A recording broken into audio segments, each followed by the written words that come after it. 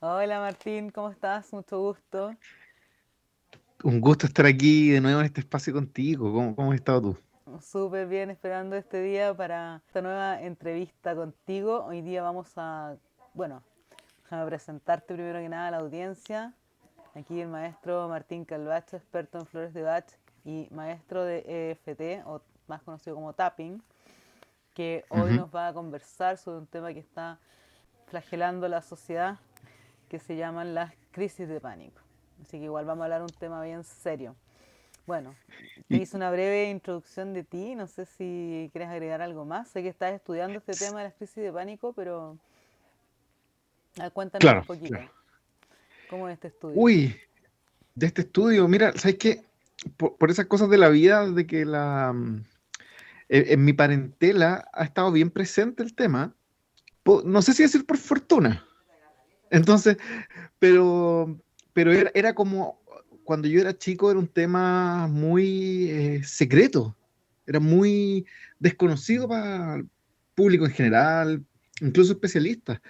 Y por lo mismo tuve que conocer mucha gente, insisto, con el tema de parentela, con esto y vivir un poco, apoyar en procesos, en la incomprensión que viven y que se vive hasta el día de hoy. También y claro, cuando me empiezo a dedicar a las terapias, siempre le puse especial atención al tema, porque claro, uno también como que quiere ayudar a sus cercanos. Y ahora, cuando hago los cursos, y ya llevo, bueno, este año, hace unos meses cumplí 11 años haciendo cursos, cada año me voy escuchando decir que es más común que el año anterior. O sea, cada vez lo digo sorprendido y cada vez es más común. Y hoy día las cifras son súper terribles con este tema. Sí, pues como tú dices, son bien incomprendidas, porque realmente el que no sufre una crisis de pánico no sabe cómo es una crisis de pánico. Exacto. Entonces a lo mejor podríamos partir esta entrevista por ahí preguntándote qué son las crisis de pánico. Ya, Porque uno tiene una claro, mira. idea, pero realmente no sabe bien uno qué es una crisis de pánico.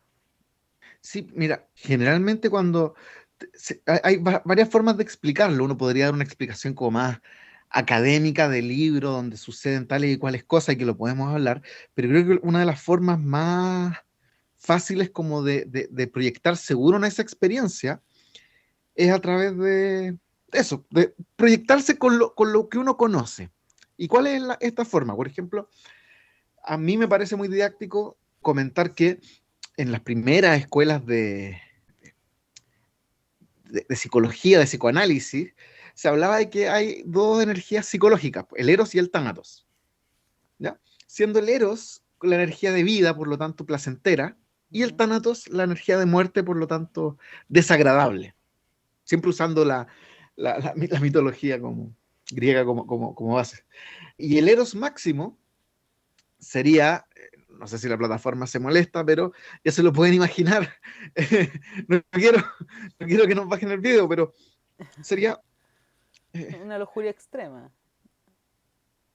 consumada, claro, y en su mayor momento. Ya. Las personas que lo han podido vivir, porque también hay cifras bastante poco alentadoras con eso, pocas personas lo han vivido, pero para quienes lo hayan vivido, sí. Y el tánatos extremo, o sea, el polo totalmente opuesto, sería lo que llamamos crisis de pánico, de angustia, de ansiedad. Y tienen síntomas muy parecidos en el sentido de que se acelera el corazón, la respiración se va entrecortando, ¿cierto? Cuesta un poquito de respirar, pero y, hormiguean las piernas, las extremidades. Entonces, lo que pasa es que una se vive como algo muy agradable y la otra como algo muy desagradable. De ansiedad sumado a síntomas físicos Síntomas de físicos que incomodidad son, digamos, extrema. fuertes. Ya. Claro, claro, que son fuertes, pero ahí viene el tema de la incomprensión, que cuando se le habla acá a un especialista, como conoce el tema y posiblemente no lo ha vivido también, o no lo ha tenido tan cerca, pero lo ha estudiado y sabe que no es algo de vida o muerte, que a nadie le pasa nada realmente las fantasías que vienen en ese momento, Ujú. no le da mayor peso. Entonces las personas se sienten muy incomprendidas. Sí, pues, y también un poco abandonadas, ¿no? En cierta forma, ¿no? Claro, claro. Pero esto ya se ha ido como que se ha empezado a entender lo terrible que es, por ejemplo, con ahora que tenemos, eh, digamos, en estudios que se han hecho con un grupo particular de veteranos de la Guerra del Golfo, ¿cierto? Años 90, por lo tanto, relativamente moderno, donde con todos estos traumas y cosas que quedan posguerra, algunos obviamente desarrollan este trastorno y dicen que es incluso peor que estar en el frente de batalla. Me imagino, o sea, no me Ahora, imagino, pero en me lo nivel de puedo imaginar. sufrimiento, en nivel de peligro y valentía es otra cosa, pero peor que lo que sentían estando en el mismo frente.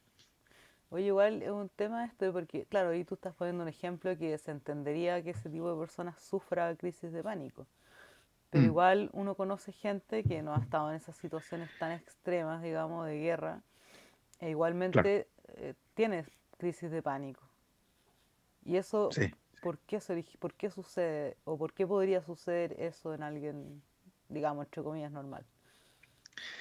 Claro, es que ahí tenemos que entender que, bueno, de partida algo que se sigue estudiando, pero hay dos factores, o sea, o dos frentes bien importantes a abordar, que uno es la historia personal de una persona, la historia personal de un individuo, Claro, y el tema ambiental, ¿cómo así? ¿ya? A ver.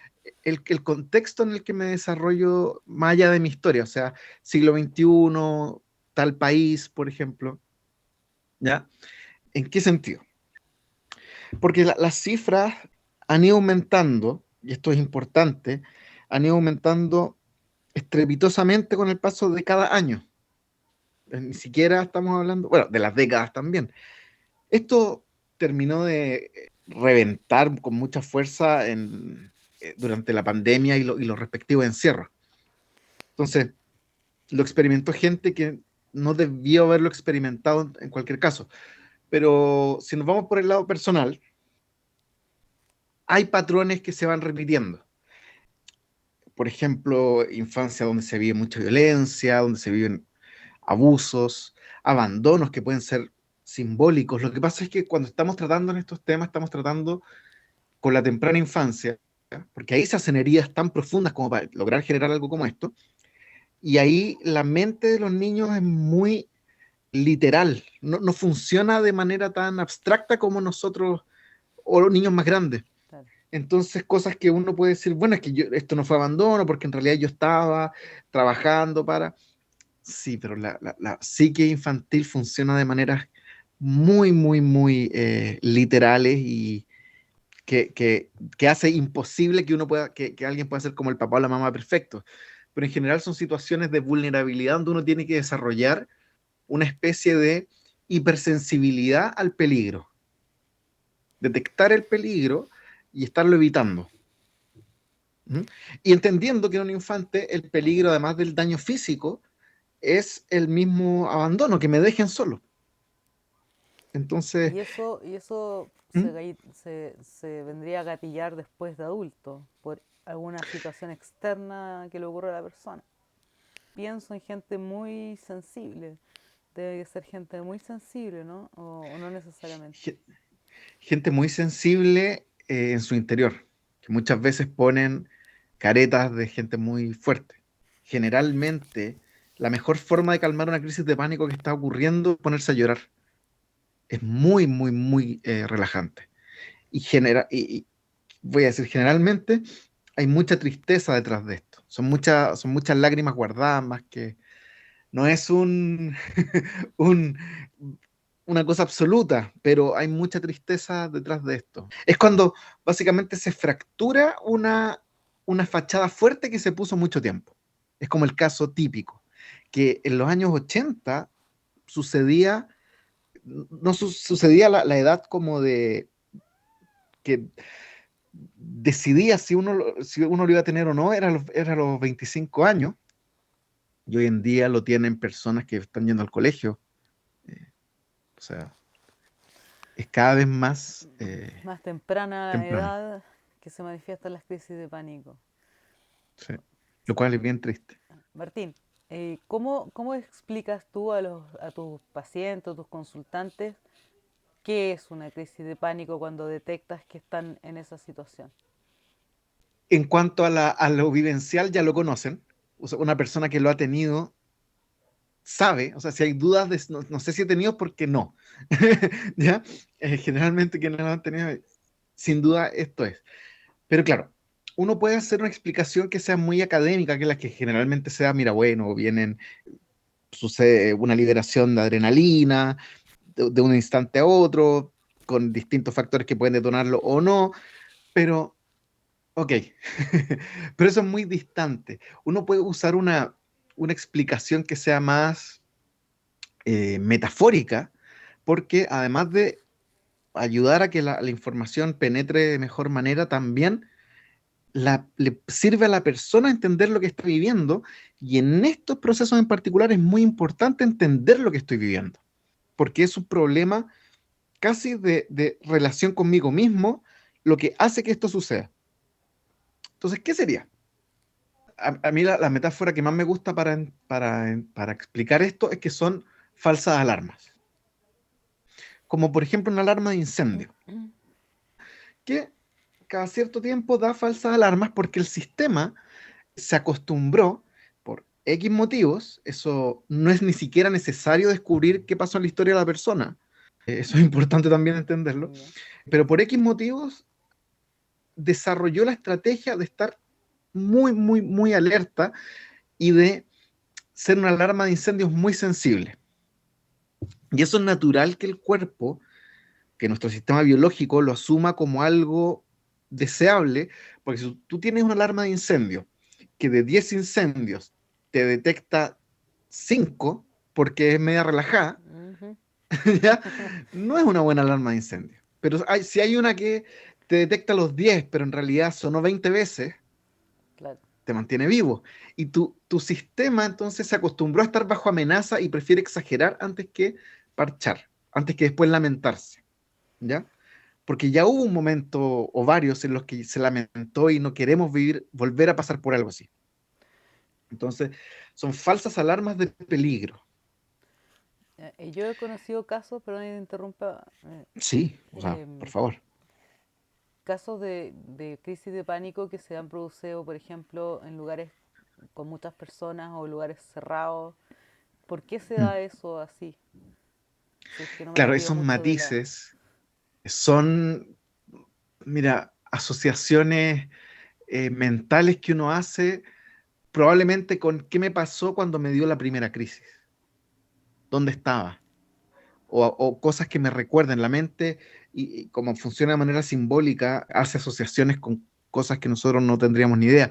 Pero uno, una persona que tiene esto, se dice, y en realidad es bastante acertado, que en realidad tuvo o sea, hubo un gran terremoto, que puede haber sido por mil cosas, Ujú. ya incluso por deshidratación, o sea, hay varios, pero es tan desagradable la sensación que el miedo a volver a tenerlo hace que se desarrollen estrategias para que no pase, y esas estrategias aumentan la ansiedad y crean una bola de nieve que genera otras, pero que serían como espejismos, muy reales, pero espejismos. Entonces, si uno de estos espejismos me dio en un espacio X lleno de gente, por decir algo, bueno, yo ya sé que la gente aparentemente tiene que ver con esto, y voy a buscar y voy a empezar cada vez a encerrarme más. O sea, pero Que también no, es no un- implica entonces la... O sea, es porque se dio en ese espacio, pero no Exacto. necesariamente porque la crisis de pánico esté asociada a, no sé, por otras fobias como la claustrofobia o el estar en Claro, espacios suele, abiertos con mucha gente. Por ejemplo, estoy pensando en un estadio, no sé, un concierto de algo. claro, generalmente viene con agorafobia, pero es una asociación que hace uno internamente, no es parte del proceso que lo crea. Ya si me dio una vez en el metro, ahora hay algo en el metro y me lo voy a tratar de explicar. Entonces, probablemente claustrofobia. Y como generalmente el lugar donde me siento más seguro es mi habitación o mi casa, se asocia con agorafobia porque salir es complicado. Porque en los lugares en los que más me relajo y me olvido un poco del tema, o en las situaciones en las que me olvido del tema, no viene nada. Pero cuando me pongo pendiente del tema, ahí uno empieza a rastrear sensaciones. Y si uno se pone a rastrear sensaciones, las va a encontrar, porque el cuerpo está lleno de sensaciones que si uno las interpreta mal, como, oh, señal, aquí viene, empezamos con el proceso de nuevo. Entonces, son falsas alarmas. Y lo que es más interesante es que todas estas sensaciones físicas que hablamos y están diseñadas por el cuerpo para ponernos a salvo. Por ende, por naturaleza, estas sensaciones nunca nos van a hacer daño. Y nunca Claro, le han hecho daño a alguien. Porque son formas de ponernos a salvo, solo que como no hay es distinto a tenerlo aquí y me pasó. Claro, viene una cosa existencial y un miedo casi místico. Pero si veo un tigre, o ayer que tembló, por ejemplo, y me da miedo, puedo decir, bueno, tembló. Entonces, ese es el problema, le tengo miedo a los temblores. Pero aquí como no hay algo, porque ya es la alarma que salta sola, bueno, ahí viene esta cosa que es más de, eh, no quiero usar el término paranoia porque se puede entender mal, pero no que empieza como ya a buscar donde el problema donde no lo vamos a encontrar, que es en qué parte de esta pieza hay algo que no me gusta, entonces lo voy a sacar, qué sé yo. Y así nos vamos limitando. eh, ¿es posible que una persona tenga micro crisis de pánico? O sea, porque estamos hablando Micro. siempre de Mm, sensaciones que son extremas, ¿no? Igual para el cuerpo, ¿no? Taquicardia, angustia, mm, no sé, pues de repente la sensación de no tener aire, hormigueos en el mm. cuerpo, etcétera. Pero puede ser que a alguien le venga como una micro crisis de pánico y a lo mejor diga, ay, me dio taquicardia, ay, no pesca y se va, ¿cachai? Sigue haciendo su vida. Digamos. ¿Puede pasar o Es no? ¿Es que posible eso? sí, porque generalmente son sensaciones de ese estilo. Me dio algo en el pecho y como no le tengo miedo a eso, sigo con mi vida y pasó. O como tengo ansiedad y no he experimentado como esta hiperansiedad, oh, se me pasó y podríamos llegar a decir que es una microcrisis de pánico, pero sería como verlo todo desde el punto de la crisis de pánico, pero en realidad la microcrisis es cuando me empiezo a relacionar bien con estas sensaciones corporales y si bien me generan una pequeña alerta, no alcanzo a hacer como no me alcanzo a dejar llevar por este miedo al miedo. Ok, ya, gracias por Mm, la aclaración. Por todo lo que nos has comentado y por lo que estoy entendiendo, eh, mm. me da la sensación, corrígeme si me equivoco, que el mayor fundamento, base, principio de la crisis de pánico podría ser una especie de vacío existencial, entonces. Uf, a ver, es una de las cosas que se pueden llegar a sentir y que podrían llevar a llegar a ese nivel de ansiedad en su momento. Y es una de las teorías del por qué ha aumentado tanto. Claro, por Pero eso te lo también pregunto, hay... porque eso mm, me haría sentido en cuanto a que a medida que avanza la modernidad, ¿no es cierto?, aumentan las crisis de pánico, ya que claro, en el fondo, la forma de vida que tenemos, nos produce o produce mayormente vacío existencial, porque no hay realmente vidas con propósito o con claro, sentido. exactamente. Está, se ve perjudicado eso es como lo ambiental. Se ve perjudicado por este nihilismo, esta idea de esta vida con poco sentido que se ve hoy día, que se percibe hoy día, pero ya viene de antes. Claro, ahora es más fácil que se detone. Por esto mismo, que ahora hay algo como social mucho más fuerte golpeando. Pero no es el gran factor. Ahora, también es cierto que la misma exposición de cada vez más jóvenes, de las personas a distintas sustancias, abuso de sustancias también, es también otra de las cosas que aporta que suceda más. O sea, no son pocas las personas que por consumir, bueno, cosas que por muy naturales que sean, no necesariamente van a ser buenas, llegan a terapia. Eh, y, Claro, o sea, y- conectan con eso un momento, pero luego caen de nuevo en el vacío existencial, porque finalmente el problema subsiste a nivel interno. claro, es que sí, no siempre va a ser un vacío existencial, pero claro, eh, Bueno, estoy dramatizando la situación para ejemplificar. claro, no te entiendo, pero sí genera mucha ansiedad. Vamos directo a este tema, que también es importante porque podemos aportar a que las nuevas generaciones tengan una mejor salud mental. Y creo que eso es un regalo que le podemos hacer al mundo.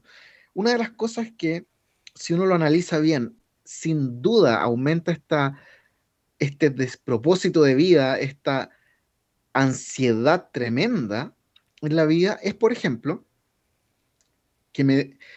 yo me crié de chico con el mensaje de, la sequía, se está acabando el agua, ya, el calentamiento global, de aquí a no sé qué año, Como todo. ya, en algún momento se dijo de aquí al 2012, después otra persona que no voy a nombrar dijo el 2018 no va a haber agua.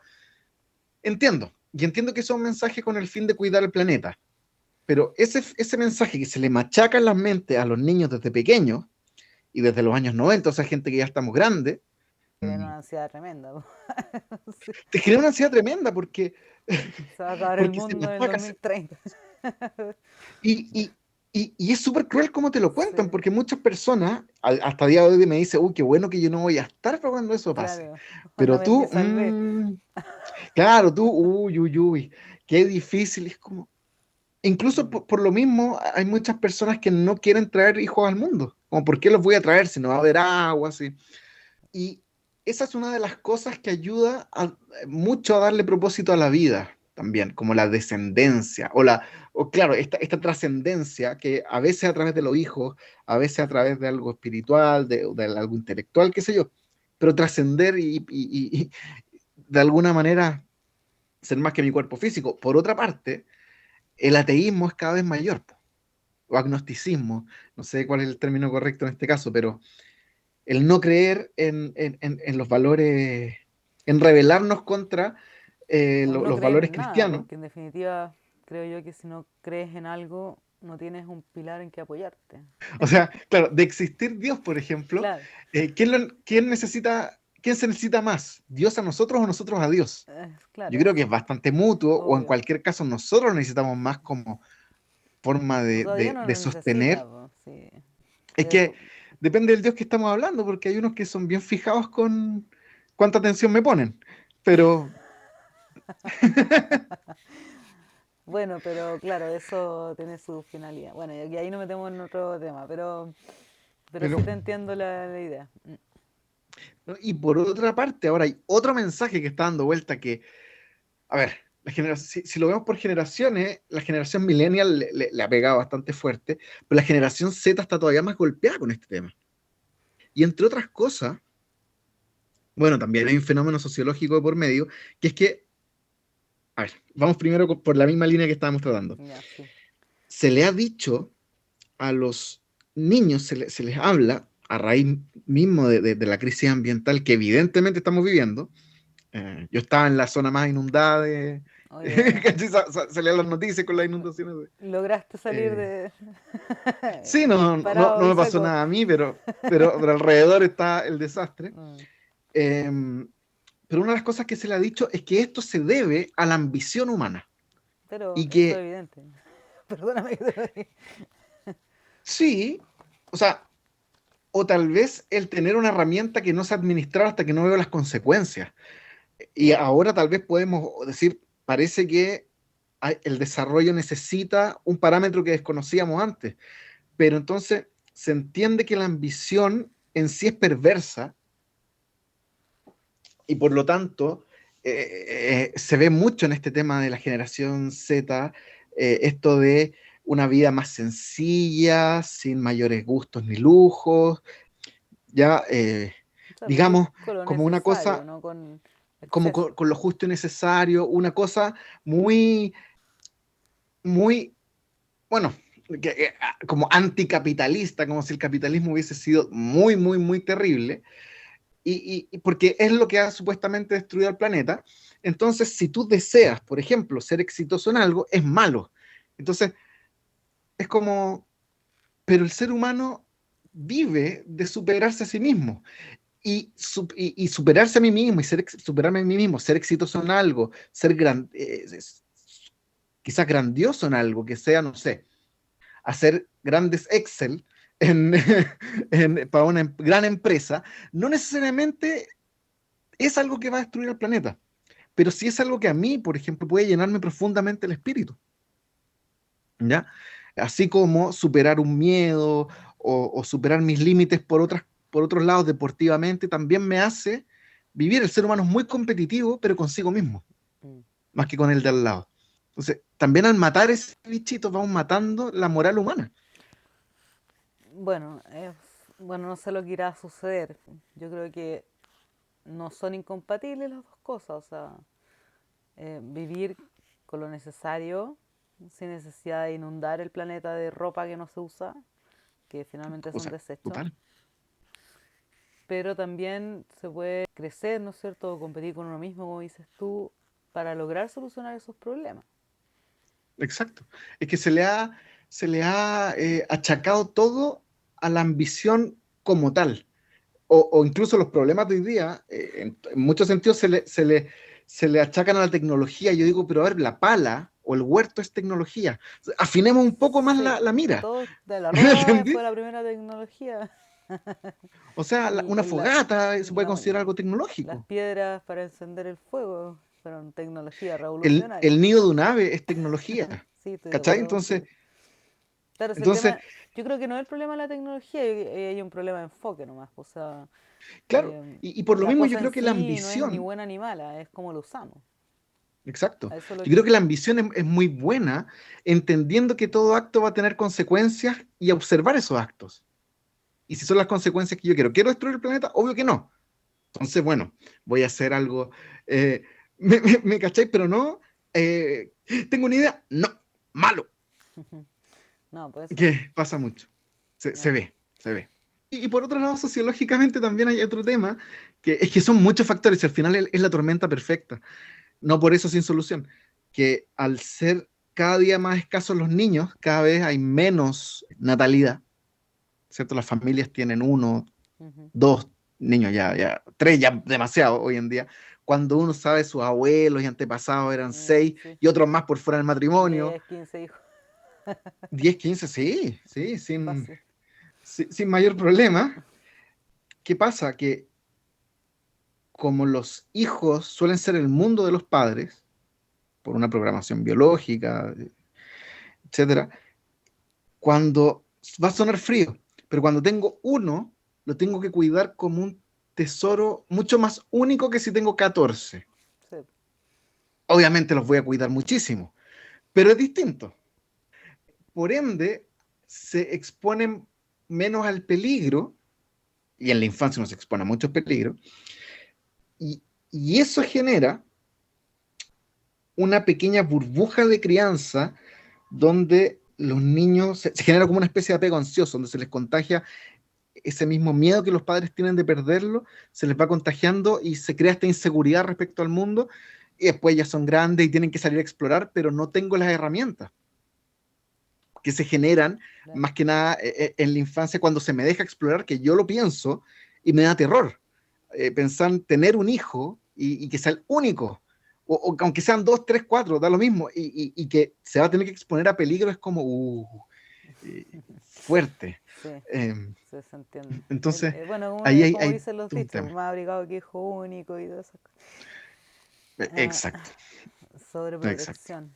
Mm, Claro. Además, como hay mucha familia fracturada también, suele estar este apoyo entre el padre, la madre, que se queda solo con el hijo único, y se genera un lazo muy pequeño, medio interdependiente a veces. Y ahí vamos con lo mismo. Entonces, Entonces tenemos es la tormenta factores perfecta. familiares que influyen, factores de Todo. personalidad, Sí. eh, factores También, socioculturales. también influye, por ejemplo, la facilidad con la que accedemos a grandes niveles de placer hoy en día. Yo, porque los desajustes de neurotransmisores en el cerebro también me generan una cosa más ansiosa, más cargada al pánico, una configuración, ¿cierto? Que se parece mucho al de la depresión, suelen estar incluso muy, muy asociados, es como una tristeza que se lleva de manera distinta. Pero cuando yo despierto y tengo dopamina, tengo placer por todas partes, sin un esfuerzo previo, por ejemplo, no tengo que ir al árbol a sacar la manzana, tengo 80 manzanas. Mm, Y esa manzana es placentera porque tiene ciertos niveles de azúcar. No, hoy día me como un cereal que tiene 100 veces más azúcar. Y mientras me estoy comiendo eso, estoy viendo algo en una pantalla y estoy bañándome con un agua muy perfecta para mí y todo es muy placentero y no tengo que hacer nada. Se genera lo que uno podría decir que los receptores de dopamina, digamos que se funden, se queman y no aprecio, no disfruto lo que tengo. Me voy volviendo un poco más, es como más resistente a la droga. Por eso, por claro. ejemplo, cuando uno tiene unas fechas como de mucha celebración, por decir algo, Navidad, después viene Año Nuevo, en mi caso viene el cumpleaños poco después, es como, wow, son como 2, 3 semanas de,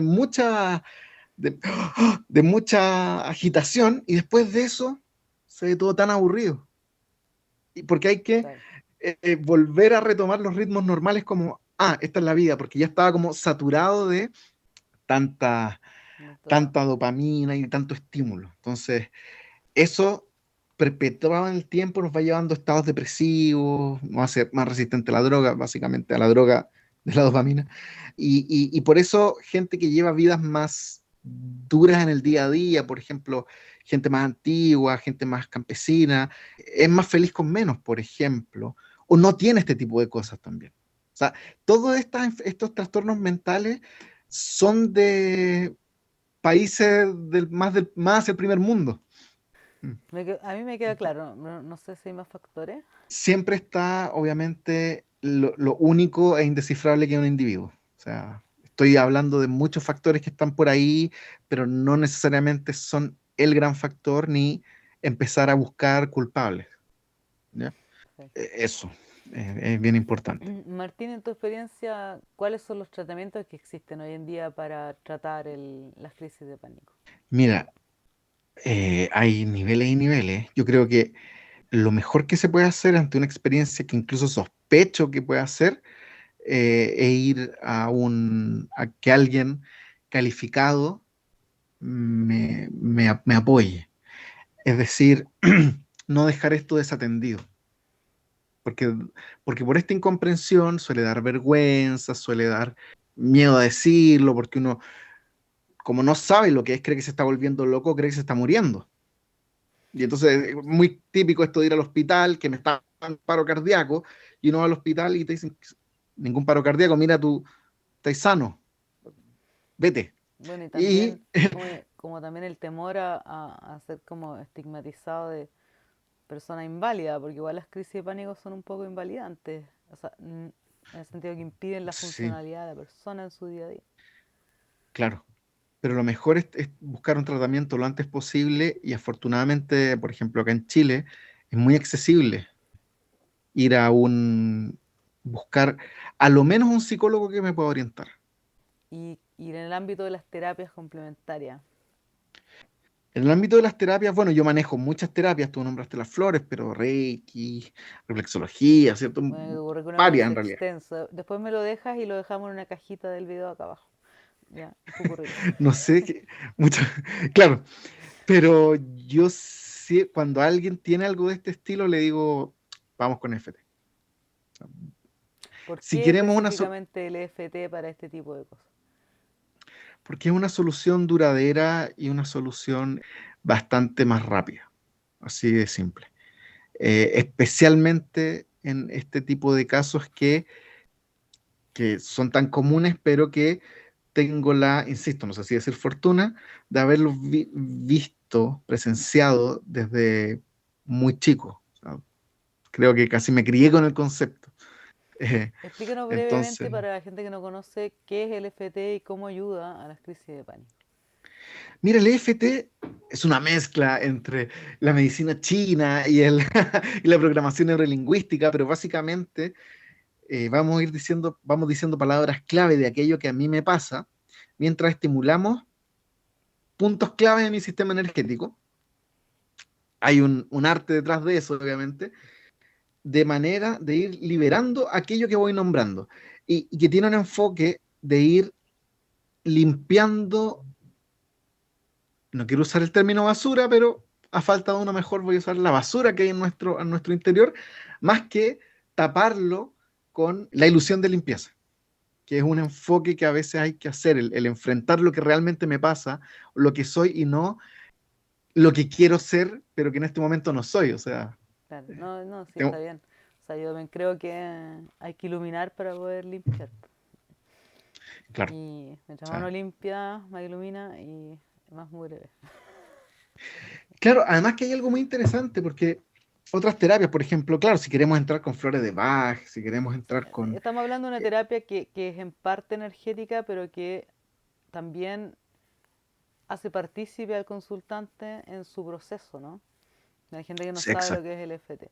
Es diferente de, no sé, por el es Reiki, cierto. que trabaja a nivel energético solamente. Aquí con el FT se involucra al consultante, ¿no es cierto?, para Claro. ir trabajando con él y que él vaya autodescubriendo esos Ujú. puntos en los cuales tiene que trabajar para sanarse de las crisis de pánico. Claro, exactamente. Y lo bueno de esta terapia y de conocer más del tema, y por lo mismo preparo ya a los alumnos de cuando hago cursos, y obviamente lo aplico con mis pacientes, por supuesto que sí, que porque a alguien que tiene esto, estar escuchando de que hay que hablar, ir descubriendo, le puede generar mucho ruido. No es necesario que veamos cosas que no quieres ver en este momento. Es súper amable en ese sentido. No es esta típica idea de, bueno, y lo vamos a descubrir, te gusta o no, y vas a tener sensaciones, No, no, pues es a pero, ritmo pero del después, paciente, después te va a gustar. es a ritmo del paciente. Claro, eso es lo bonito del Claro, FT. y por lo mismo, también digo que muchas veces, muchas o algunas, no sabemos por qué se originaron. No sabemos qué me pasó, cuál fue, porque está la falsa idea de que descubriendo el origen se me soluciona un problema. Tengo un dato extra, pero el problema puede seguir. Me pasa por esto, ya, y se solucionó. No, o sea, ¿qué nos interesa más? Muchas veces también se descubre, porque el inconsciente a veces suelta recuerdos cuando estima conveniente que se puede, o sea, no va a ser una cosa traumática, pero otras veces simplemente esta pequeña distorsión cognitiva que genera este dolor tan grande, porque al final es eso, es una mala relación con mi interior lo que genera todo este problema. Solucionar eso es lo que ayuda y voy a seguir teniendo ansiedad, por ejemplo, si, no sé, me tomo 8 tazas de café o si va a pasar algo Claro. interesante, entretenido, pero no le voy a tener miedo a esa ansiedad, voy a volver a ser como antes, que tenía nervios, que tenía ansiedad, que podía sentir miedo, por ejemplo, en una montaña rusa, pero no estaba ese temor de que fuera más lejos de, que, de lo que se conocía antes, del día catastrófico que las personas que lo tienen probablemente lo tienen con fecha y hora. Cuéntanos, Martín, algunas experiencias de pacientes que hayas tenido y que hayas tratado con FT que hayan logrado sanar sus crisis de pánico, ¿no? Los llamados Sí, casos de éxito en tus claro. consultas. Mira, la mayoría de los pacientes son por el tema, que antes no era así. O sea, ahí también uno ha visto el incremento, cada vez más jóvenes también. Y afortunadamente, en este caso en particular, me ha ido especialmente bien, entendiendo que el EFT es una terapia que ya le va bastante bien. Pero no he tenido personas que no les haya ayudado el EFT. O sea, siempre en estos casos me ha servido. Más o menos, en promedio, obviamente cada persona es distinta, pero en promedio, si tuvieras que decir un promedio, ¿cuántas sesiones aproximadamente se requieren para los casos de crisis de pánico? Depende mucho de la complejidad con el enredo que haya como en el sistema energético cognitivo, llamémosle, y es súper difícil de decirlo de antes, porque hay personas que juran que son pacientes complejos, pero en realidad en terapia son muy simples, y otros que parece muy simple, pero en realidad son muy complejos. Yo siempre doy el rango de 1 a 3 sesiones, Ujú. que es poquísimo para personas que van con 10, 20, 30 años con este tema. Y de todas maneras, yo estoy tomando una pequeña especialización en esto, más que nada como conocer una serie de técnicas extra, como de apoyo, si bien el EFT basta y sobra, pero me pica el bichito porque además, como he estado muy cerca del sufrimiento que causa, para dejar a las personas como tareas y técnicas que le puedan ayudar en el día a día y que este proceso sea más, todavía más sencillo. O sea, así, quiero, hablando de como estas vidas sin propósito, para mí un propósito en la vida es como ver gente que no tenga esto. O sea, les da también como herramientas para ayudarse a sí mismo también durante la crisis, si les viniera fuera de la consulta, digamos. Exacto, durante, previo a, también para irlo reentendiendo, más también como como una, más allá de quitar aquello que me genera esto tan intenso, también entender qué es lo que me pasó, por qué me pasó en un nivel más profundo, no en un nivel como tan de me pasó porque comí, ¿ya? Y en caso de que se volviera a repetir algo así o tuviese alguien a mi lado que le pasara, poder también acompañar porque es corregir es darle una pequeña vuelta de tuerca, pero que es muy específica. Perfecto, Así que eso, excelente. me encanta ayudar a la gente que tiene esto porque las vidas cambian. Y Sí, las personas que lo viven, como tú dijiste, es muy invalidante. Y se ven los cambios de rostro. Entonces, eso, eso. Y excelente. por lo... No, sí, excelente que sí. puedas ayudar, a eso me refiero, que no en la crisis de pánico. Excelente No, claro, obvio. que te estés especializando y Claro, estoy pero profundizando en este tema, porque la verdad es que son temas complicados. Son temas complicados para la gente sí, que los padece y a y, veces, y como tú dices, la gente cercana a ellos no saben cómo o qué herramientas. claro, y creo que también es importante darle un acercamiento también más humano, como remar todos para el mismo lado, en el sentido de que yo no le voy a decir nunca a un paciente que se deje tomar los medicamentos. No, Si te claro, están ayudando, tómatelo. O sea, tómatelo. Y que tu médico te vaya diciendo que te vaya bajando las dosis. Porque hay muchas personas que conviven con esto por años porque les dan miedo por tomar medicamentos porque también están muy satanizados, pero si es invivible, hazlo. Y vamos haciendo terapia pues, para en solucionar el paralelo. problema de raíz y junto con tu Y, médico, y que la vida sea tolerable con la ayuda de los medicamentos ¿cuál es el problema si es que es tan así la situación, es tan claro. extrema como estos casos? Excelente. Bueno, espero realmente que este video sirva a la gente que está padeciendo este tema, que para que busquen ayuda. Igual vamos a dejar acá abajo toda la biografía curricular de Martín y sus datos de contacto, porque la idea de difundir estos videos también es ayudar a la gente principalmente, ¿no? A que se Sí. informe y también eh, acá tenemos, yo fui alumna de Martín, así que yo sé que están en buenas manos. Revelaste el secreto. Revela el secreto. Sí. Está bien. Hay que sacar las cosas a la luz. Estamos en la era de Es verdad. Acuario justamente para eso. Para que los conocimientos surjan y ayuden a las personas. ¿Cómo has crecido? ¿Cómo he crecido? Lindo, Martín.